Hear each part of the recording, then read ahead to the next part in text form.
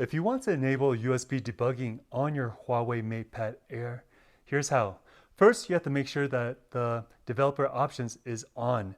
Now, if you do not know how to turn on or get to the developer options and enabled, please check out my past videos. I've made a couple videos about that. But assuming that the developer options are now on, what we're going to want to do is go to Settings. Then we're going to want to tap on Systems. Then we're going to go down to developer options. So if you have not enabled developer options, it will not be in the systems menu. Just to make that clear again, and I made a past video about that, check it out. Then we're going to go to developer options right here, click that. And then from here, we're going to want to go, you might scroll down, but or maybe not, but then right here it says USB Debugging. So then we're going to go ahead and turn on this toggle switch. And then now we're going to go ahead and put allow. It says USB debugging is intended for development purposes only.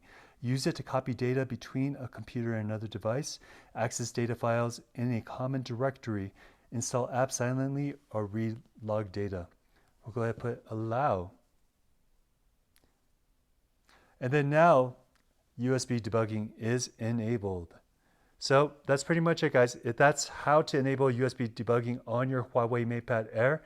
If this video has helped, please consider liking, commenting, or subscribing. See you next time. Bye-bye.